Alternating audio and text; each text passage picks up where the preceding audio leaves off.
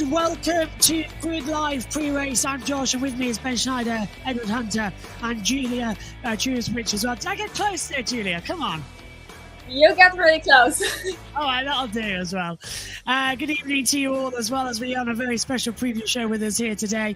A big thank you again to our Patreon investors as well, who without you, this weekend is simply not possible. So to Colin, Deshelle, Mark, Robin and David, thank you very much as well. You too can help us get to the track more often and expand our coverage. The link to become a monthly investor or buy me a coffee. You set the amount for a one-time investment. All of that is in our description as well.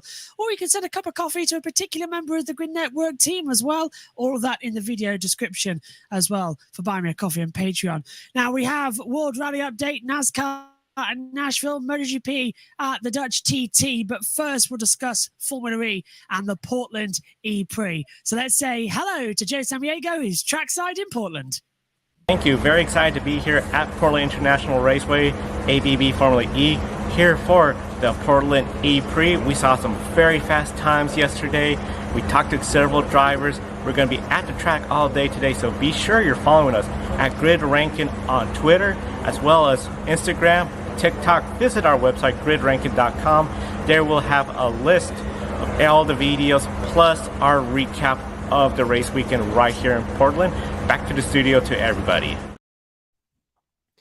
Thank you, Joe. And we bring in Edward Hunter as well now from Formula E Zone, and Josh with us to discuss and preview the Formula E race weekend here at Portland International Raceway, including the notorious Shelton chicane at the end of the front stretch, which will be used this weekend. Portland is the third longest track on the Formula E calendar this year. It's got two long straightaways, 2,653 feet, 808 meters, the front stretch before the chicane, and then exiting turn 7, 3,109 feet, or 947 meters, a long curved backstretch, twice as long as Monaco's Beau Rivage, which leads up to the casino. Rome is the only other longer track with no long stretches on the schedule. Now, Joe asked some of the Formula E drivers about this. This is what they had to say. Take a look. Yeah, 100%. I think Berlin will be like a small percentage of what we'll see here. I think it will be even more extreme. I think qualifying will be the highest top speeds we've seen in this car before, so that's really exciting. And then the racing itself will be quite a procession, like a lot of pack racing, like you mentioned, and just try and be there at the end when it matters.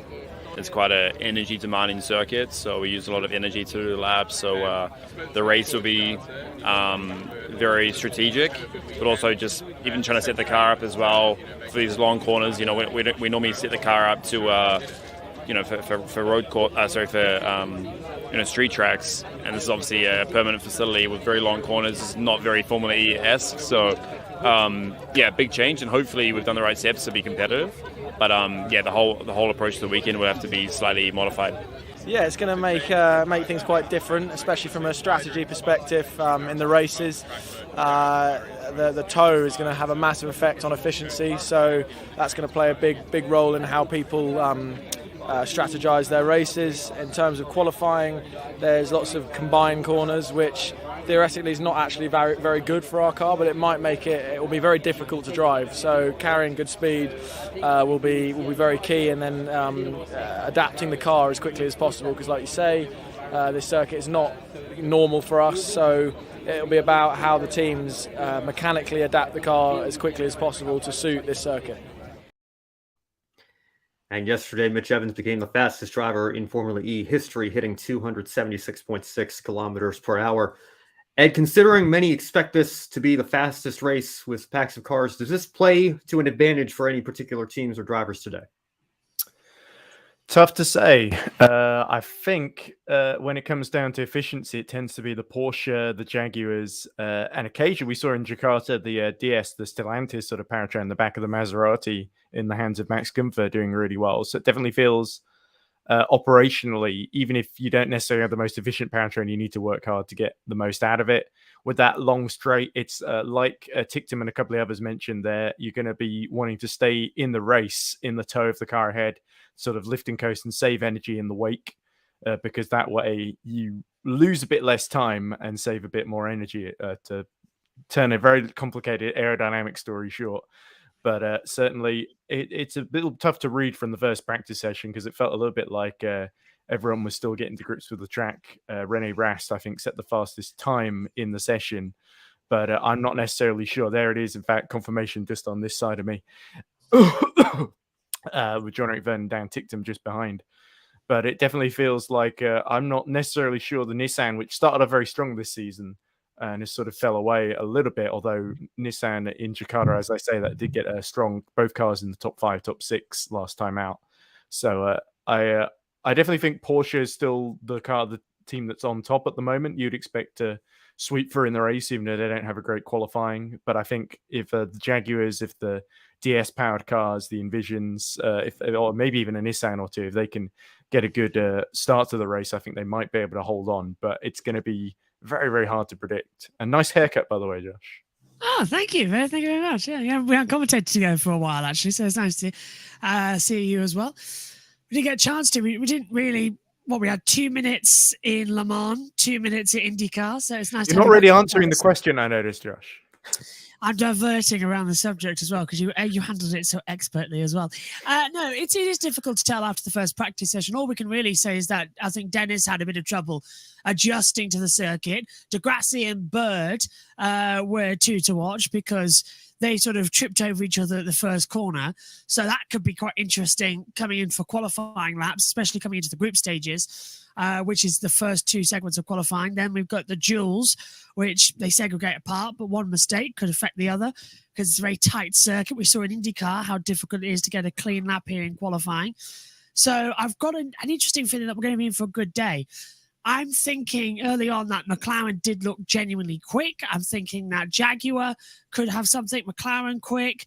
I do not think that we're seeing a strong running from the Porsches here, their powertrain. So I'm more leaning towards sort of an unpredictable winner for a very unpredictable race. Maybe it could be Jean-Eric Vergne as well. He was second fastest and had the most consistent runs in the qualifying. Sorry, in the practice session that I did at 1 a.m.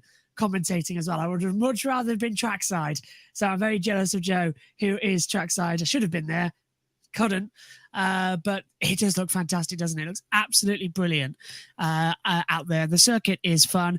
4th different venue, first permanent circuit as well that we're having on Formula E. And I think it's going to be quite good. It's pretty much like a new level playing field because New York was dominated by the Cheetahs and early on as well by the Renaults. And then we had Virgin taking a couple of them. So I'm liking the look that we're going to have a completely clean slate and anybody can do it. Qualifying is when really we should have it, but we're previewing it before the race weekend even truly begins. I was there in New York in 2017 when Sam Bird took that weekend for Virgin, so that brings back some memories there. But we'll move on here, and we know that battery saving is one of the most, if not the most important strategies that drivers will be monitoring in today's race. Of course, attack mode is still a crucial factor, and it's located outside of turn 7 here at Portland, which means lots of lost ground getting attack mode. But to make up for it, there is a long back straightaway, of course, then the wide front stretch leading to the Shelton chicane. So, Josh, with that in mind, do you think attack mode could be more powerful at Portland compared to some of the other tracks on the calendar? I genuinely do, because that run in the back straightaway and the long run down towards turn 1, it's prime opportunity for overtaking. We saw it literally, it's like, 4 car lengths wide, like 4 lanes of a motorway down the start finish straight, and then it tightens up into that first chicane, and they've put little walls around the exit so you can't just go straight on. So that's going to be like a do or die situation. Do I go for an overtake here? Can I risk it? With the attack mode, we're going to see that be risked, which is great fun. I think as well, we saw a lot of drivers take it early on in the practice session to sort of practice, get it armed, get it used to it. That's normal, but I saw 3 drivers go through it again and again and again, arming it, practicing it, getting it on, seeing what the difference of power was between it as well. Exactly how beneficial is it going offline earlier on when you're in pack racing? I think I saw Dan Ticktum at one point. He was in a group of cars, around about 5 of them together. He was 3rd in the train. He went behind it, dropped back to the 5th of the train, then proceeded to overtake on the next couple of laps and managed to get up. I think 2 laps later, he was up back to the position he had. It's not a great sign there for the attack mode, is it? But in terms of a race pace run, where no one's backing off doing runs, he should be able to do that in a lap. So it has its advantages. Again, this is going to be a weekend where everything is thrown out the window. We don't know what to expect. the only thing I can say is that we've got a little cheat, haven't we? Because we've had NASCAR races here, we've had IndyCar races here, Formula E on the same layout. So we know what to look for in terms of opportunities for overtaking. And it is amazing circuit, Portland, but it is like a street circuit. So anybody can be up for it. So it's not too different for Formula E, I suppose. Yeah, it's interesting how the standards have changed. I think back in the first couple of seasons, this would have seemed like a very left field, off kilter choice, wouldn't it, Josh? And now it seems more kind of natural for Formula E to go. Now it's at this stage of its life in season 9 with the Generation 3 car. So what you were saying about the first chicane, Josh, no one cutting it. I seem to remember John-Eric Verne deliberately cutting it at one point, going off into the white runoff area and just not bothering with the corners at all. So I hope we don't see too much of that in the race. I have a feeling if things get a bit chaotic into the first chicane, we might see a few people just cut across there.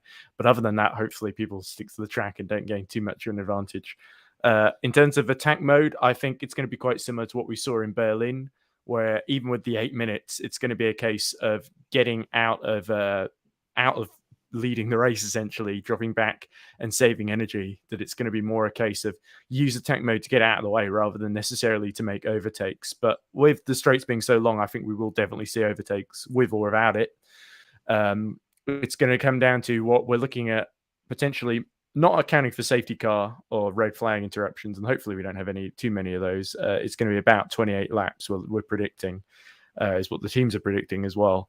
So hopefully that means we got a pretty short race, but hopefully we can pack a lot into it, and it's going to be more like we saw in Cape Town, essentially, which was, again, a sort of less than 45-minute race, essentially. So we're going to cram a lot of action into a very, very short period of time, but it's going to be not necessarily about where you qualify, but how much energy you save and how quickly.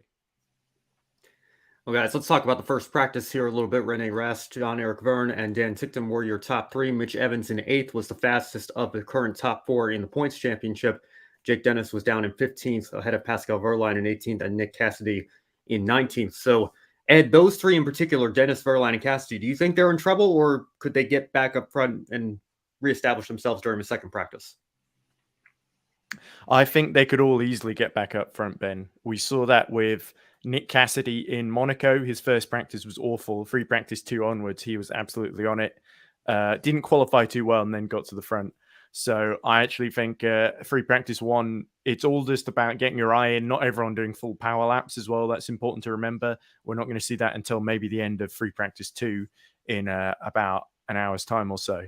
So I think it's more about the more laps you do, the more data you gain. And it's all people. The main thing to think about is the race. It's not necessarily if you qualify badly, you're out of contention. Because if you're smart, if you're strategic, and if you take the opportunities when they present themselves, and when everyone's bunching up in front of you, if you slot one up the inside and they don't see it coming, then potentially you can get yourself all the way near the front and be in the running when we get to those final 10, 15 laps or so, when people have saved enough energy to just bolt and go at the end. It's probably going to turn into 15, 20 laps of everyone saving energy behind one another. And then the final phase of the race, the final quarter, that's when everyone is just going to be going guns blazing and blowing through their remaining energy. And a couple of people who maybe have gone a bit earlier could find themselves a bit vulnerable. So that's what you got to watch out for. Who goes first, who goes too late, and who goes at exactly the right point.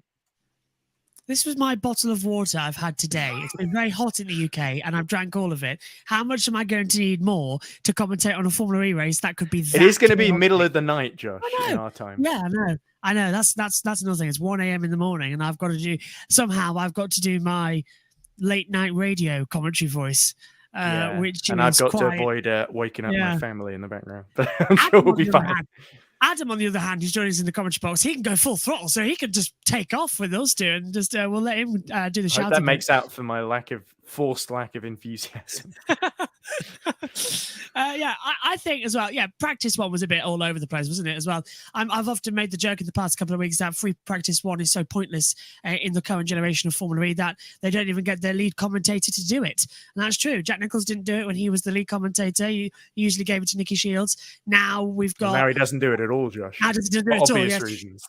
Obvious reasons. But now, of course, we've got Saunders who's doing it for the practice sessions. Then Ben comes in for quali in the race.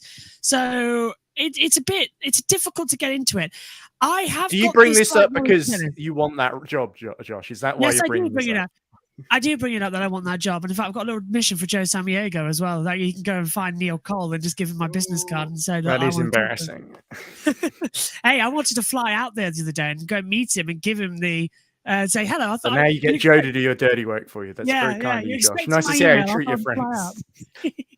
Yeah, I know. But no, I think we're gonna have a problem with Dennis because he was really struggling in the first practice session. He could not get to grips on the circuit. 3 different offs, if I remember correctly. So that's going to be something to watch out for.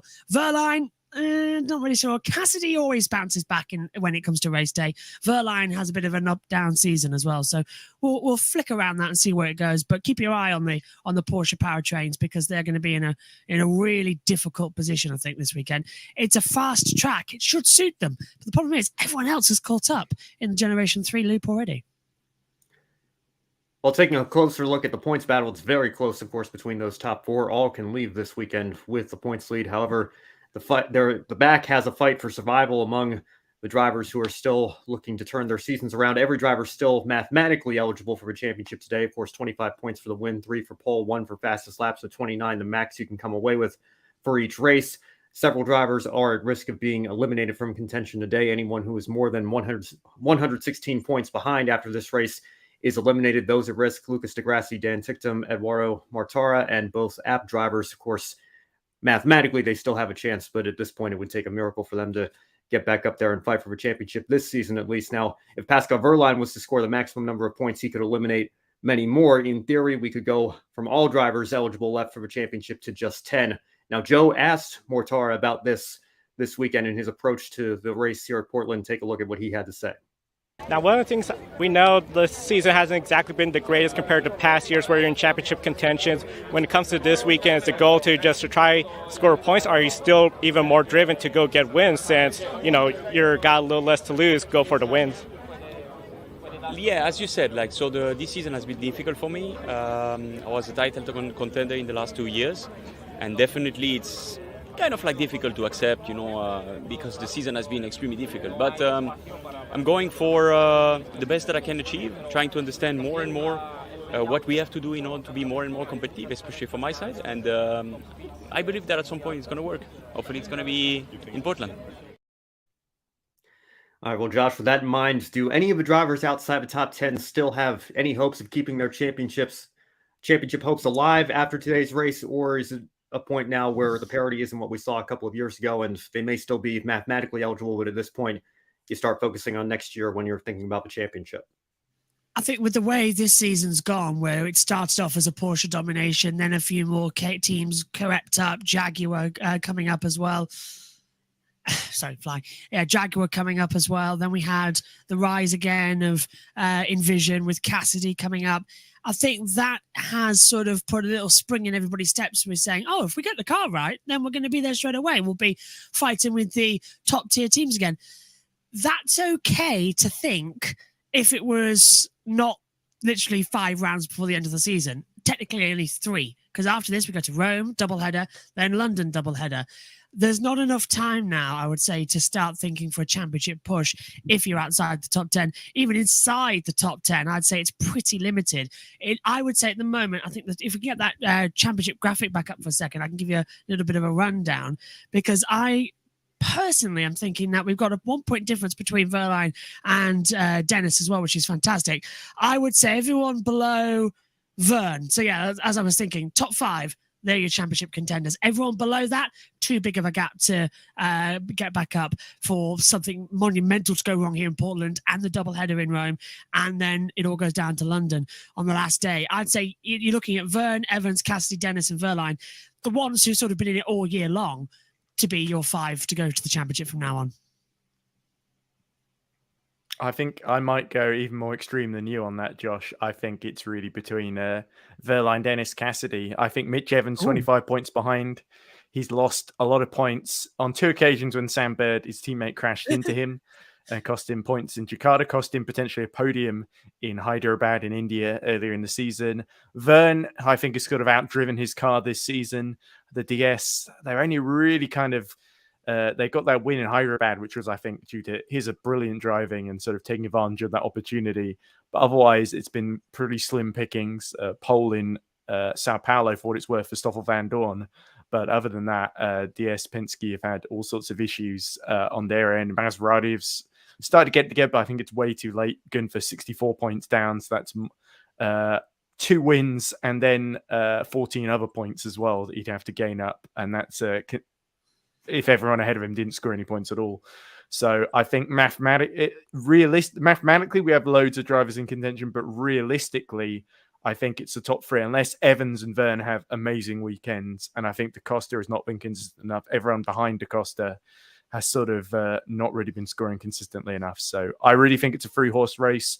And I think if Verline, Dennis, or Cassidy won it this season, they'd well and truly have earned it, because they've all had some amazing comebacks, some amazing drives this season. All right, well, we will know much more about how the championship stands after today's race. 5 p.m. Pacific, 8 p.m. Eastern here in the United States. You can watch on CBS Sports Network. That's the channel where you'll see the race. You can also stream live on the CBS Sports app or cbssports.com. And, of course, we'll have Josh on his watch-along as well. A link to that is in the video description box below. And we'll now bring in Julia Trusevich as well, who will be on the watch-along with Josh for MotoGP as we shift gears over to that series, from an exciting new stop for Formula E to one of the most anticipated stops annually on the MotoGP calendar. The Dutch TT weekend has arrived.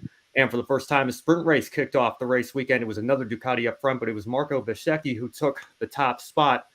Julia, Mooney VR46 took first and third. Can they improve and do what Rossini Racing did last year? I think definitely. I think this year, Mooney Power 6 are doing exactly what Rossini was doing last year. I think they are now in this position when they're able to fight with the Ducati, but I think they are doing it even better right now, especially Marco Bezzecchi, who is now, as we discussed with Josh, and I think we're going to keep on to that. Besides Bagnaia, he's one of the 2 main title contenders for this year. So I really think after the half of the season that the title will go either to Pecco Bagnaia or to Marco Bezzecchi. So I definitely think that they're in a great position. Also considering how great they did in qualifying, because Marco Bezzecchi got a pole, but also his teammate Luca Marini was on the front row. Even though he crashed later on, it probably helped him a little bit, but he's still really fast. It was a little worse for him in the sprint race, but we've seen both of the Mooney racers in the top 10, and I think they are both ready to fight for these podiums. This weekend, it looks like just the rest of the guys like Fabio Quartararo, Brad Binder, or Aleix Espargaro had better pace than Luca Marini. But Marco Bezzecchi is there. He's the one of the team who's fighting for the championship, fighting for the wins, for the podiums, getting pole position. I think he's the main contender for tomorrow's win as well. So definitely the team, mostly in the face of Marco Bezzecchi. I completely agree, and we've had sort of a weird weekend, especially for Bagnaia as well. First practice, he was really unhappy with the bike. He was punching it as well, giving it kicks, sort of going like, what is going on? A bit like Basil Fawlty from Fawlty Towers as well, with hitting the tree against the car because it won't start. It's exactly what's happening. And it's just been getting slightly better. Practice 2, he started in the same position, didn't like the bike. Towards the end of the practice, he did really, really well. Got himself into the Q2 position, then sort of fell back once again in this morning's practice session, shone in qualifying, got it to second place, and now the bike's sort of okay. But I put the question to Julia in the watch-along commentary as well, was the fact is that as soon as he got past, some great racing between Bezzecchi and Bagnaia as well, as soon as he got past for the final time, it became last week again, where it became the train, backed up every single time. So I think that is going to be something we're going to see recurring for the factory Ducati. And to get back to the question, that's where we're going to see Mooney VR46 really shine and go better than Grenesi last year, because they have 2 riders that are consistent. They have been all year long. Bezzecchi is taking his 3rd win of the year now, 2 Grand Prix, 1 sprint race. So he's confident. And he can do the double as well tomorrow. So it's looking good. KTM also up there, but they're too far out of it, I think, for the championship. But we're around 8 of 20. We're going to the summer break. Still got 12 races expected to go after this as well. Or is it 24 total races with the sprints? So it's going to be a lot of fun. And as well, absolutely loving having Julia in the commentary box as well.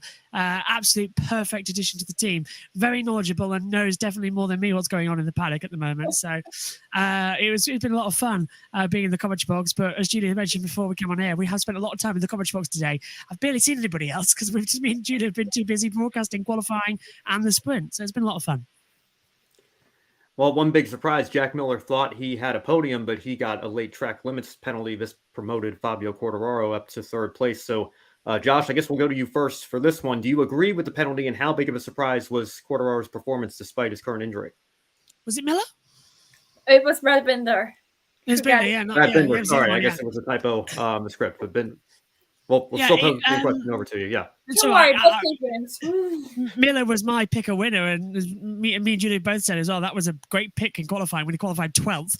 But yeah, Binder getting that penalty. We saw the replay. Me and Julie were in the commentary. We're like, well, is that right? It was like one image he was on the green, then on the onboard with Quartararo he wasn't, and it was incredibly cruel to do that. But it was the last lap, and it is a position. Then we had a really weird situation where the timing screen displayed Fabio Quartararo with a penalty for track limits as well. And that never appeared. It disappeared. It got taken away. So we were waiting for like 5 minutes until the official results came in. Marini, who finished in 8th position, who was 24 thousandths ahead of Alex Marquez and 0.436 ahead of somebody, a name escapes me, had a penalty. Luca Marini, I think it was, and got dropped all the way back as well to 10th place. And Marini finished 10th. It was really annoying to see a half a second penalty for track limits abuse at the last corner. So I think the penalties have been a bit too stupid today. And it's affecting the racing because Binder, yes, he got the track limits warning, but that was not on the green in my book. We need a better way to police track limits because it's just getting worse. I think Quartararo, great race, first podium in a while, and I think he's up for something here this weekend. He's looking on the ball, and I think he's best of the rest because Aprilia are up there but struggling. KTM had a poor qualifying and can't keep it on the green, but still, it looks okay.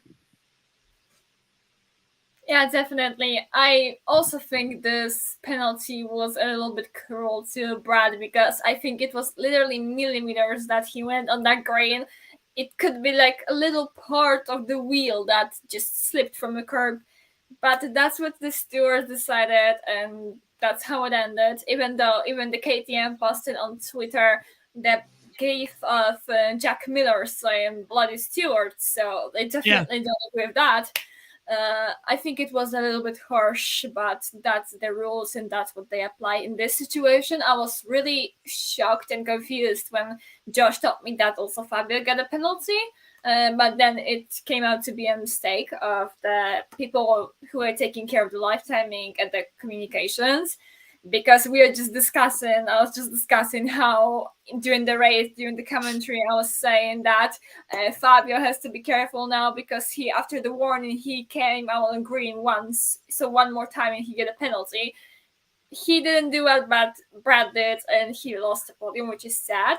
But I also want to say what Fabio said after the race, because Fabio said that he was a little bit frustrated with this race, especially with being behind Binder all the time, because he had a pace to overtake Binder, but he couldn't find the opportunity on the circuit, in the corner, anywhere. So definitely Fabio thinks he has a better pace than Binder and KTM. And Josh mentioned that he was going for Miller for even the pole position. And I was like, I went for Bezzecchi, better for me. Yeah, definitely Ducati is still the best. I am really impressed with what Fabio did. Completely. He's injured and he still did a great job. And considering that he's really struggling with Yamaha this season, this is absolutely a great performance by him. And if he's saying that he has a pace, we have to just look out for tomorrow and see how he will able to do in the longer race, But yeah, definitely harsh penalty for Binder. Fabio Quartararo just got away with it. Thankfully for us, because it gave us more action, because they were pure chaos. We even thought for a moment that it's going to be Alex Espargaro And again, they're on the podium, and there were literally members of all the 3 teams who were fighting for their position on the straight, because that's where the podium was seated. So pure chaos, but definitely Fabio did a great job. I am really curious to see what he's gonna do tomorrow, and what Brad Binder's gonna do tomorrow, because he may be a little angry with what happened today. And Julia, I want to ask you about Marc Marquez. I know he's not having a good race weekend at all. He hasn't really had a great last couple of seasons either. The pace hasn't been there, and despite this, of course, being a sprint race, I think you mentioned it in our chat as well, the worst result for him since Argentina in 2018. We've been talking all season really, but particularly last weekend about the number of crashes in Germany and concerns about his health. We also know Honda doesn't have a great bike right now, but what are your thoughts on Marc Marquez after the last 2 races in particular, and what should his goal be for this race weekend?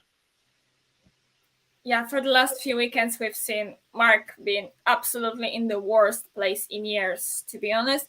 I think it's even a worse place than the one he was in after the injury in 2020 when he was coming back, because he's here, in the race, and finally, healing this injury, getting ready to race. And then there is a Honda bike, he cannot do anything with it, because every little move he makes is a big risk of a next crash. He crashed again this weekend, consider also the fact that he has a problem with his finger, with his ankle, and he has a cracked rib, and he crashed again this morning. So this is a really terrible situation for him, as I think you'll discuss probably last weekend, of course, during the Sachsenring race, how bad it looks for him, how bad it looks for Honda, because 3 of 4 their riders are injured. 2 of them are at home trying to get themselves healthy. Marc is here, but he's really struggling. He even said now that during this race, when he finished today, P17, he was really struggling with that rib. That was really hard to him as well, besides having not that good pace. So I think definitely his goals for this weekend will probably be really amazing, just to, get the pace and try to finish the race, because he haven't finished the race in a long time. And I'm not really sure what he can do with cracked rib, because this is something that definitely most people wouldn't be able to even sit upright, wouldn't be able to walk with. And he's racing a bike at 300 kilometers per hour. So definitely this is something that really holds him back. And also we have to discuss that Honda is doing terrible. We have Taka Nakagami, who is now the only Honda rider who's not injured. And as we've discussed with Josh, he's the only one now who's able to perform kind of well, but also I think he was outside of top 10 in today's sprint. No points for him. And he gets the points in the longer races normally, because then it's up to P15 that they are getting points. That's why he's not in the top 10. He's not in the upper part of top 10 fighting with Fabio, with KTMs. No, he's the only Honda getting points and performing, because he's around P12, P11, P13, and he's not risking as much as Marc is risking, because Marc has been risking his whole life. His style is just that way, and that's why he's crashing and Taka is not crashing. But yeah, definitely Honda is in terrible situation. Even Yamaha is in better one. If they don't do something, they will definitely lose Jean Mir, who I think won't be keen on staying at Repsol Honda. And they may lose Marc Marquez, who will be looking for a way out of the team. And also, as we discussed with Josh, that Marc's book came out a few weeks ago. This is a new one, telling the story about his comeback and riding a MotoGP bike. And he literally said, I'm gonna quote that again because I quoted in commentary. I can't imagine that an average skilled biker, even one with track experience, would enjoy my Honda. So this is not about enjoying. No one would enjoy that bike, especially no one would enjoy that bike now. Then it was a bike that could perform, even though there was no enjoyment, it could perform and get the wins. Now there is no enjoyment from riding that bike, being happy about being a motorcycle racer, but this bike cannot perform. It just gets Marc and other riders more injured. I've dragged my mother in. for one very good reason, because Julia gave me an idea about how riding with a broken rib. And a few weeks ago, my mum did actually have a broken rib. Loads, yeah. Well, that's because you're tiny and too thin now.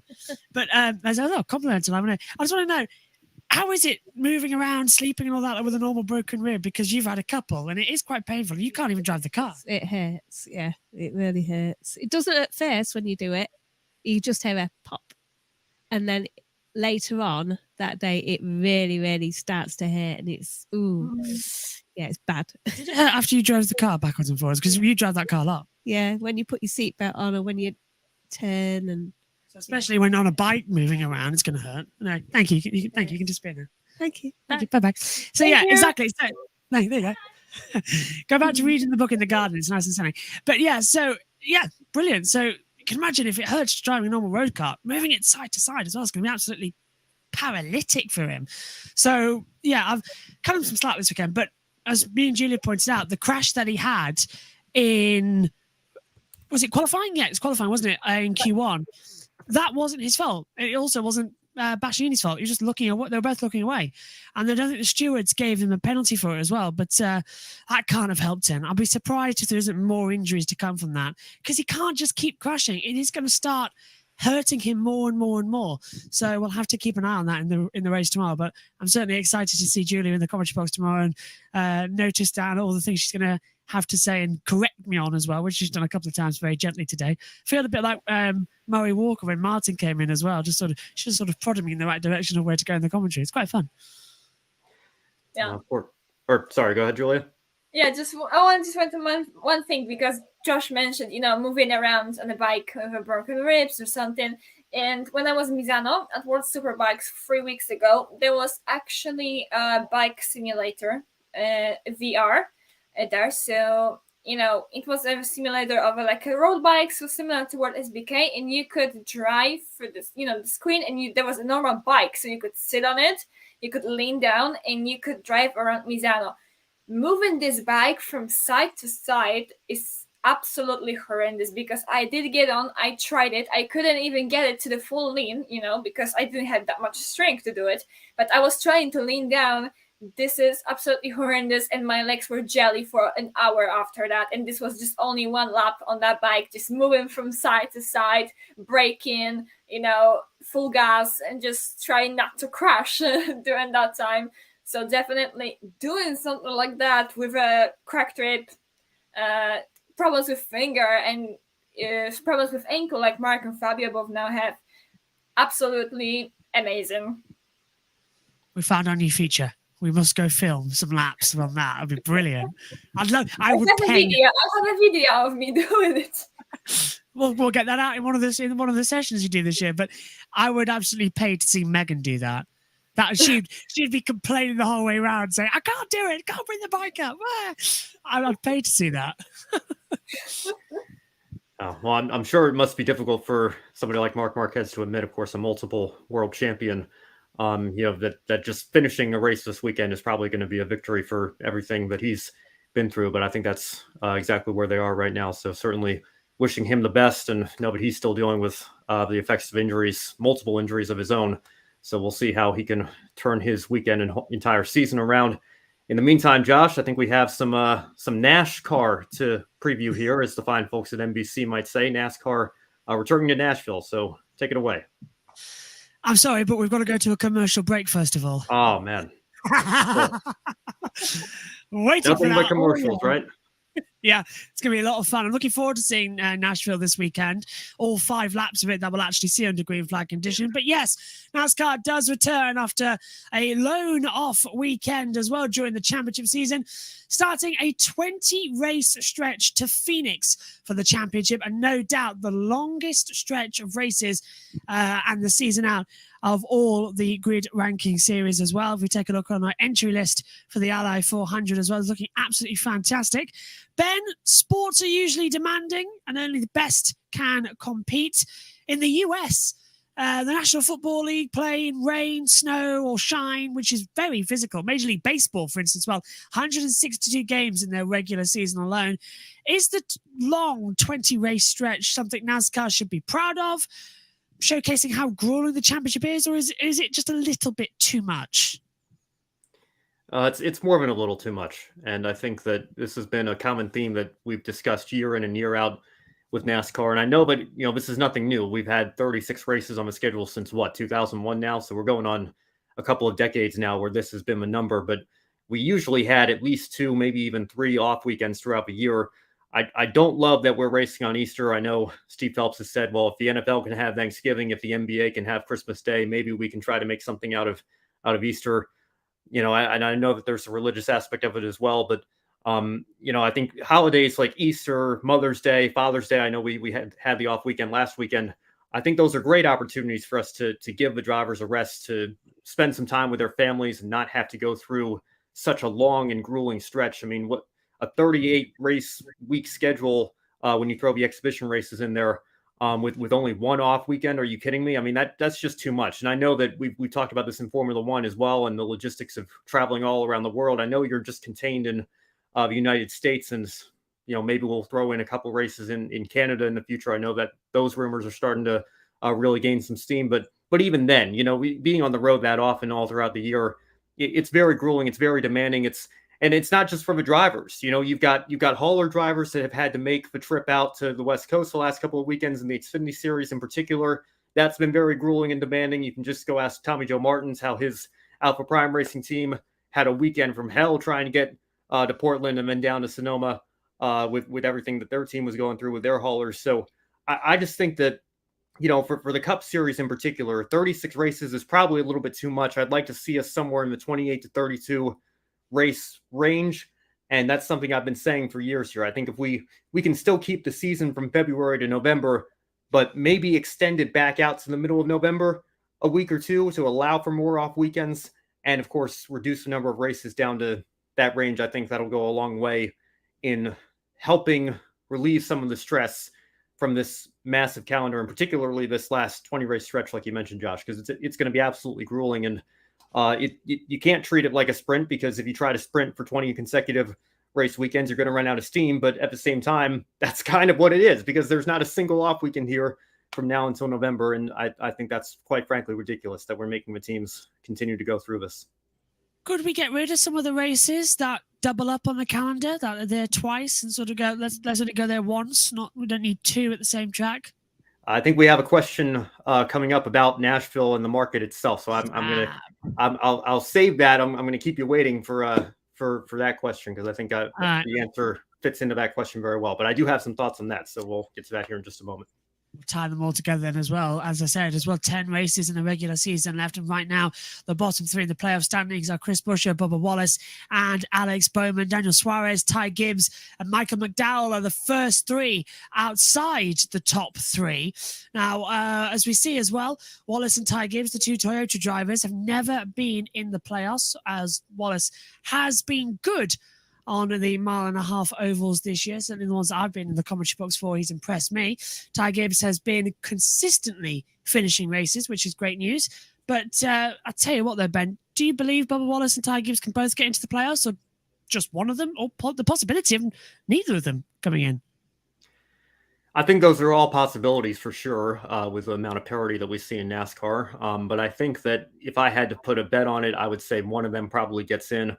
Ty Gibbs, obviously being a rookie in the Cup Series is always very, very difficult. It's not unprecedented for a rookie to win. Cole Custer did it at Kentucky a few years ago. Chris Buescher stole one in the fog at Pocono in 2016. Joey Logano stole one in a rain-shortened race in 2009. Juan Pablo Montoya took one on fuel mileage in 2007. Denny Hamlin swept Pocono in 2006. So we don't see it every year by any means, but it could happen. I wouldn't put it past somebody like Ty Gibbs, who's an immensely talented young driver, to find a way to win one of these races before the postseason. I'm not sure if I would put money on that happening, but it's certainly a possibility. And it's also certainly a possibility that Bubba Wallace could do the same, particularly when we get down to the regular season finale at Daytona. I think that's going to be a great opportunity for him to make it into the playoffs as well. But, if we want to bring up the point standings again real quick, you saw Bubba Wallace was actually, there you go. He's barely above the cut line there. And with 10 races left, do we get to 16 winners? I don't think so. The amount of parity has gone down a little bit from the debut season of a next-gen car. But I do think that we're going to see enough new winners that where Bubba Wallace is right now, is that going to be good enough to point your way in 10 weekends from now? I'm not necessarily sure it is. So, either Bubba Wallace is going to have to go on a run of consistency so that he can get high enough in the point standings where he could point his way in, if you will, or he's going to have to go out and win a race. I think it's very much possible one of the two 2311 cars could win a race in the next 10 weekends, but trying to get them both in for wins, I think might be a little bit of a stretch at this point of the year. Now, we discussed this as well on the Grid Tonight show on Wednesday. A big development during the week was Stuart Haas Racing announcing Joshua Berry is joining the team in 2024. He will replace Kevin Harvick, and SHR has had one dreadful season, to be fair. Eric Almirola and Ryan Preece are not having a good season at all. Chase Briscoe is a must-win because of the penalty he got handed down to him earlier on in the season. And as I said, Harvick is still winless this season. So do you see any of the SHR drivers taking a win before the playoffs? And if not, anticipate more driver changes going in towards 2024? Well, again, this goes back down to the mathematics of it all. I think mathematically, Eric Almirola and Ryan Preece could still point their way in, but don't let the mathematics fool you. They are essentially in must-win situations as well. The only one that's not in a must-win situation is Kevin Harvick, who I think is kind of overachieving at Stuart Haas this year, as opposed to Eric Almirola, Ryan Preece, and Chase Briscoe underachieving. They're all very talented racing drivers. Almirola has a couple of wins with Stuart Haas in his career. Ryan Preece, we've been wanting to see him get another opportunity in the Cup Series. I think it certainly hasn't been the season that we expected out of him or wanted to see, but even Chase Briscoe got a win in that 14 car last year at Phoenix as well. So I think it's just, the culture at SHR right now obviously is not where it needs to be. There's been the talk of Eric Almirola, who was supposed to retire at the end of last season, was talked out of it by both SHR and his sponsor Smithfield to come back for at least one more year. Is he starting to regret that? I'm sure there have been times where he's regretted that this year because it has been a difficult season for him. I know he did get the Xfinity win at Sonoma a couple of weekends ago, so I'm sure that has to be a good momentum boost for him and his confidence, as it did for Ryan Preece winning the ARCA West race. So we'll see now coming out of that off weekend if they can use that momentum to turn their Cup seasons around a little bit. We'll see. But I suppose it's very much possible that Almirola could decide to step away after this year. I know there was a caller. I was listening to Sirius XM this weekend. A caller was very frustrated that Cole Custer didn't get the number 4 car. He thought Custer has been running well enough in his return to Xfinity that he maybe deserved another opportunity, and I'm sure he will get one in the not too distant future in the Cup Series, whether it's with Stuart Haas or otherwise. But I think right now, Josh Berry was the obvious choice if he was available, and with being under KHI management now and being free to leave his contract with Junior Motorsports, I think it's a great fit, and I'm looking forward to seeing what he can do next year. But I think we have to keep our expectations in check here a little bit, because even though Berry is going to be 33 years old and have more experience than your typical rookie, the Cup Series is still another animal in and of itself. So we'll see what he can do. But before we move on, let me just take this question here. What are your thoughts on the Chicago Street Race next weekend? I've got to tell you, I don't want to judge anything too harshly until we actually see it on track, but I'm kind of nervous. I'm not a huge fan of these street circuits that are mostly 90-degree corners. I think it's going to be interesting to see how the Cup Series cars and Xfinity Series cars race on it. It's great to see some more variety added to the schedule. This was like the last big thing we needed on the Cup Series schedule was a street circuit race. But this controversy with what's been happening in Chicago and the politics behind it, and people being frustrated as to maybe realizing after the fact that they might have bit off more than they can chew here. Is this just going to be a one and done? It's going to be very interesting to see how this race weekend plays out. And, would we return to Chicago in 24? Would we take the street race somewhere else? Would we scrap the idea altogether? There are a lot more questions than answers. And I think we're going to have to wait until we get the cars on track and actually have the race weekend before we can even consider answering them at this point. Shane Van Gisbergen will be driving next weekend, of course. That's going to be quite a lot of fun to see him come over and try the new generation of NASCAR. Now, lastly, we saw the Nashville Metro City Council will hold 3 public meetings as well about the proposed renovation of the Nashville Fairgrounds. SMI and Bristol Motor Speedway want to renovate it and assumingly bring the Cup Series back to them as well. Now, Ben, linking back to the question I asked you earlier on, you deliberately did try and save it. Assuming that it is added to the calendar, what will happen to the Nashville Superspeedway, and does it belong to have a spot in the Cup Series calendar? I think it does, and I hope that even if we, first of all, I hope we bring the fairgrounds back. There's so much history with NASCAR in this city and in this area, and with that track in particular. We brought North Wilkesboro back. I think anything's possible at this point. But yes, I'd love to see the fairgrounds back, but I hope it doesn't come at the expense of Nashville Superspeedway, because it's a very unique track. It was a track that was off the calendar for many, many years, and then kind of out of nowhere, very unexpectedly, was added back in 2021.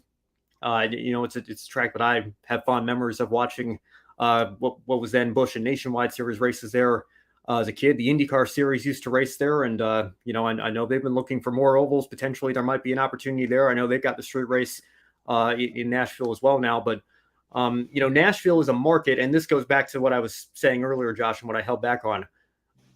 I'd like to get your thoughts on this actually as well once I'm finished my answer, because I know it's very unique here in the United States to have a racing calendar that goes to the same track twice in 1 year. When I say I want 28 to 32 races, I don't just want 28 to 32 races. I want 28 to 32 different tracks. Now, if you had to go to Daytona twice, maybe there's an opportunity to run the road course layout. If you had to go to Bristol twice, I suppose you can keep doing the dirt experiment, but something to make it different, something to spice it up a little bit, run a different layout or something. I think that takes away, like when we have tracks that we go to twice in the calendar, it takes away from the uniqueness of the schedule a little bit. And I think if you put every track down to one race, I think you allow for more tracks to remain on the schedule. And I think if you want to talk about markets, Nashville is a very strong market. You can ask our own Brandon Crossland about that. I think it would absolutely justify having two races, but again, it would be two very different circuits here with the Nashville Fairgrounds and Nashville Superspeedway. So I think there's a place for both on the calendar, and that's a model that I'd like to see followed kind of all throughout the rest of the NASCAR calendar as well.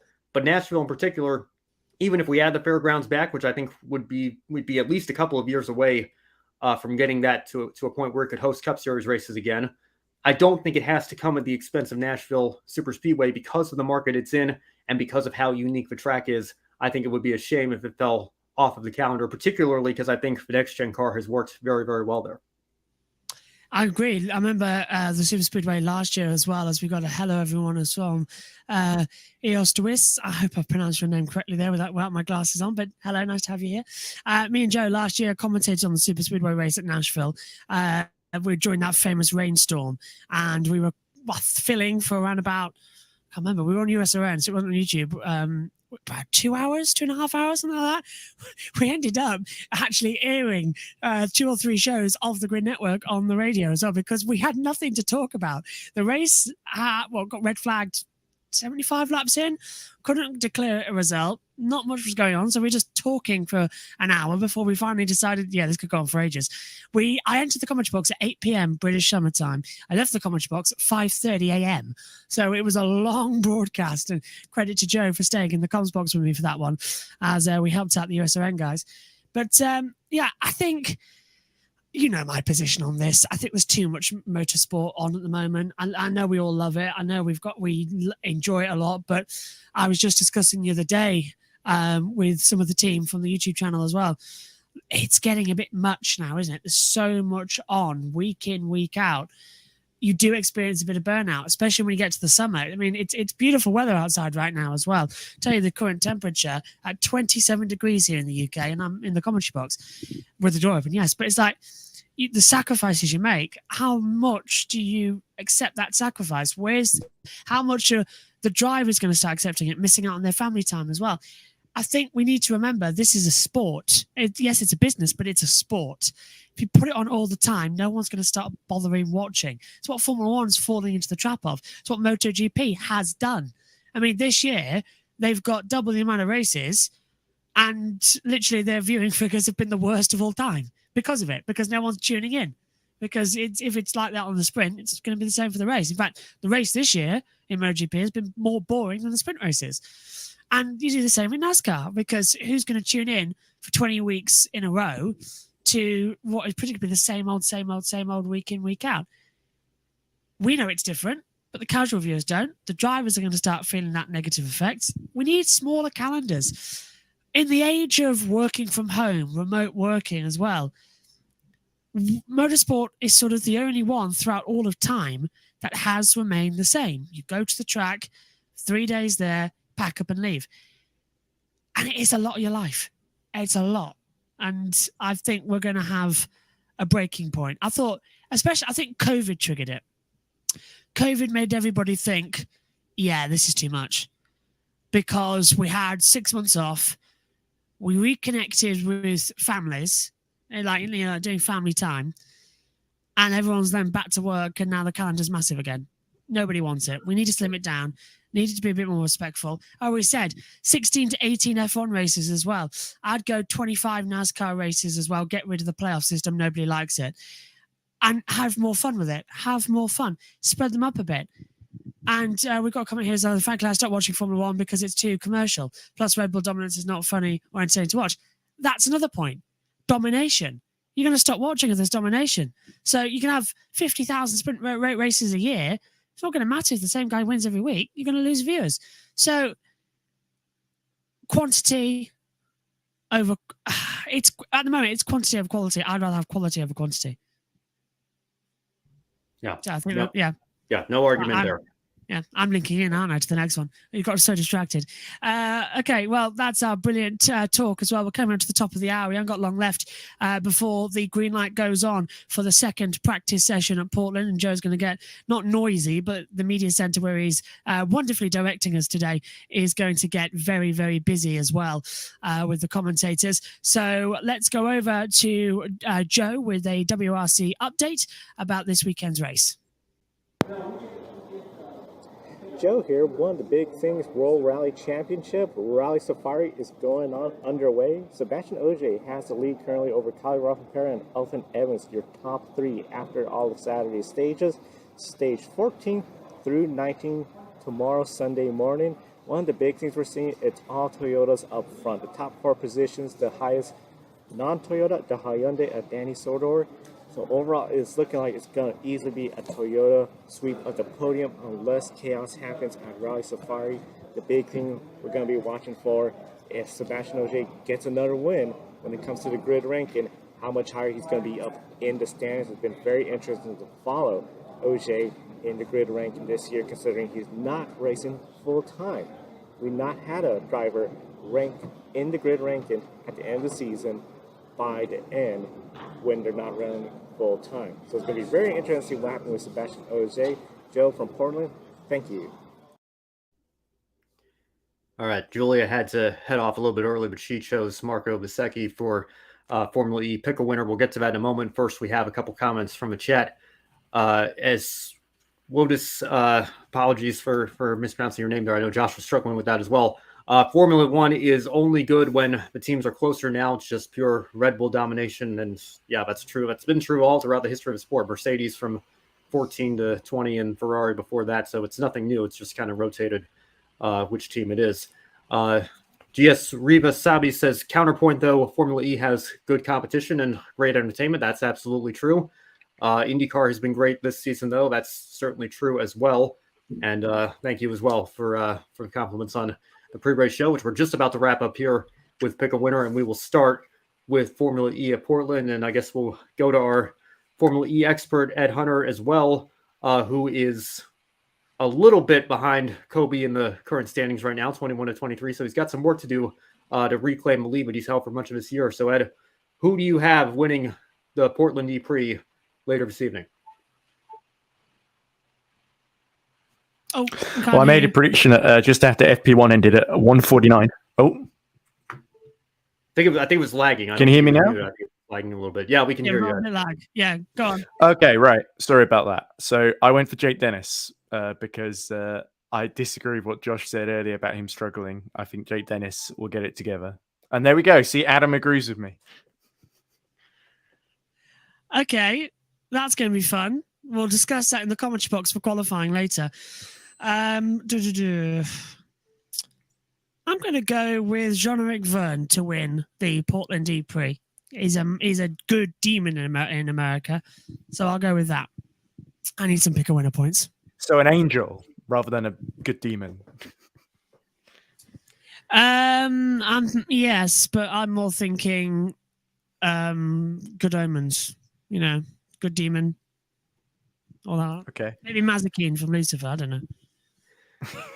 And one of our chat commenters says, Mitch Evans, I don't know why I'm feeling this way, but you guys reminded me of New York 2017. I'm going to go with Sam Bird. Just why not? I don't know how he's going to do it. We'll see in practice and qualifying later today, but I'll make that my pick. And also I've got to be a little bit different than Ed when making my picks because I'm so far behind him. I've got some work to do to catch up. So if I pick the same winner as Ed and we both get it right, then it doesn't matter because we both get a point and the difference is still the same. So that's my strategy there. I don't know if it's a good one. I guess we'll find out a little bit later today. But we have more races as well. We'll go to MotoGP. Ed, who's your pick for that race? From the limited knowledge that I do have about MotoGP, I think I'll go for Pecco Bagnaia. I'm sticking with Julia. I'm sure she'll agree with me. Marco Bezzecchi. And I'll go with Bezzecchi as well. And now over to NASCAR. Ed, who do you have winning the Ally 400 in Nashville? I think I had a very brief look at the odds, and I think I'm probably going to go for Kyle Larson rather than one of the more experienced drivers. I know. Shame on me. I was going for Larson. All right. I thought you just disapproved of Kyle Larson entirely. Josh. No, if anything, I feel sorry for Kyle Larson because he's been punted out of every race I've commentated on this year. I'm like a curse for him. I don't know. I don't know if Josh is going to like this one, but I think I'm not going to make it unanimous. I'll go with the guy that did punt Larson out in one of the races, I believe. Ross Chastain is going to take the win at Nashville. He finished second here a couple of years ago in that Ganassi car, I believe, to Larson, actually. So maybe he goes one better this weekend. Now over to our final race weekend, IMSA. Ed, which team do you have taking that win? My Shank Racing number 60, because they've not run in a while, and it's about time they run a bad luck since the whole cheating scandal thing ended. Are we also doing predictions for Safari Rally Kenya, or is that underway That's already? already So it's already underway, so we can't. Which that one's under? Yeah, I missed my pick for that one as well. Okay. I did it. I got Sebastian Ogier. Oh, that might be something I get. That one. I don't know if it's okay if you pick mid-event, because obviously we got like qualifying. If I've done a few races where I picked the Formula E winner after qualifying and still not won. But You're so far ahead. I don't think it matters. Well, Kobe's not from cool, Kobe. but- Not from Kobe. Yeah. That's because I'm impressed. Kobe's got like the psychic balls in front of him. He knows exactly what's going to happen every week. Well, He I think does there's a couple of everything times where I've just missed the boat because I've had other stuff on the weekend. So like missed the first sprint in MotoGP, and Kobe's Yeah, I gone feel like that. double Pecco Bagnaia and got me, or triple Shane Van Gisbergen in supercars and got me that way. So- Do you know, I think this is the first weekend. I've just had a text message from Hazel Southwell come through. I think it's the first weekend I'm actually ahead of her on Formula E knowledge. That's a scary thought. Okay. I've no idea in IMSA, so you may as well skip over me for that, so I'll throw it straight to you, Ben.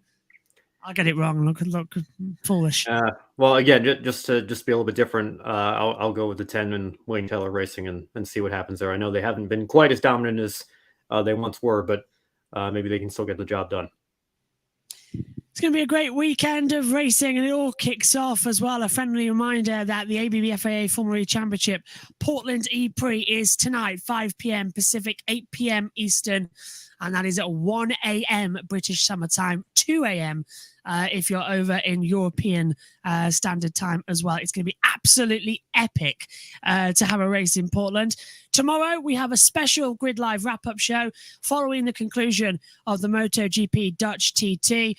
That's going to wrap up everything from Formula E, WRC, and MotoGP. NASCAR will be recapped on Monday due to the very, very late start of the Ally 400 as well. Is the Ally 400? Ally 400 made that mistake last year. It's the Ally 400, isn't it? Ally. It's coming Ally to us. Bank. Ally. Oh, it was right. Yeah. Thank you. Yay. The Ally 400. That's knowledge from a year ago. The Grid Encore is also on Monday, recapping all the action from the NASCAR series. By the way, tomorrow we'll also recap Moto 2 and Moto 3 because we're on a very tight show on Monday.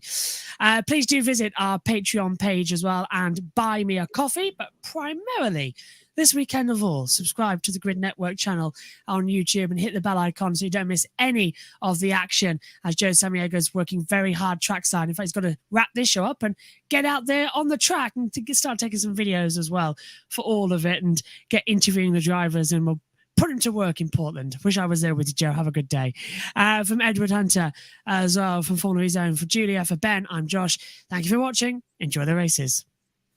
Thank you for watching us right here on YouTube. Be sure to subscribe and check out some of our other videos, including Life on the Grid, where we interview folks from the motorsports industry. Thank you for watching. We'll see you next time.